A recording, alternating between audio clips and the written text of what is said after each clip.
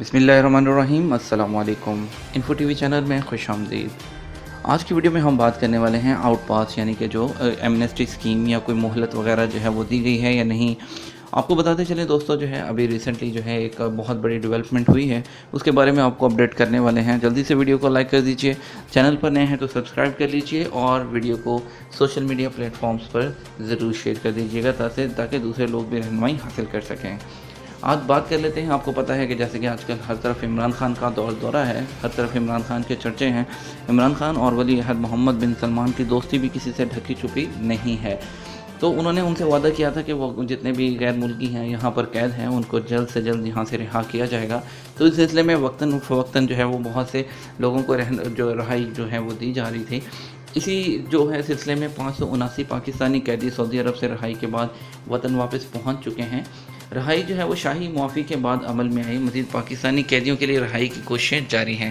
اس میں آپ کو تفصیل بتائیں، اردو نیوز کی جو نیوز کے مطابق سعودی ولی عہد نے وزیر اعظم سے کیا ہوا وعدہ پورا کر دیا۔ 579 پاکستانی قیدی سعودی عرب سے رہائی کے بعد وطن واپس پہنچ چکے۔ رہائی شاہی معافی کے بعد عمل میں آئی۔ مزید پاکستانی قیدیوں کی رہائی کے لیے کوششیں جاری ہیں۔ تفصیلات کے مطابق قومی اسمبلی کی سب کمیٹی برائے اوورسیز پاکستانی کا اجلاس منگل کو کمیٹی کی سربراہ ڈاکٹر مہرین رزاق بھٹو کی زیر صدارت پارلیمنٹ ہاؤس اسلام آباد میں ہوا۔ اجلاس کو وزارت اوورسیز پاکستانیز کے حکام نے بریف کرتے ہوئے بتایا کہ اب تک 579 پاکستانی قیدی سعودی عرب سے رہائی کے بعد وطن واپس پہنچ چکے ہیں۔ رہا ہونے والے قیدی ولی عہد شہزادہ محمد بن سلمان کے دورہ پاکستان کے موقع پر رہائی کے اعلان کے بعد رہا کیے گئے ہیں۔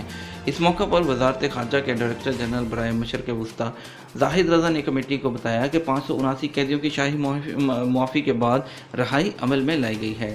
سب کمیٹی کے سربراہ ڈاکٹر مہرین رزاق بھٹو نے کہا ہے کہ وزارت خارجہ دیگر اداروں کے ساتھ مل کر سعودی عرب میں موجود قیدیوں کی جلد رہائی کے لیے مسلسل کوششیں جاری رکھے ہوئے ہے، جو خوش آئند ہے۔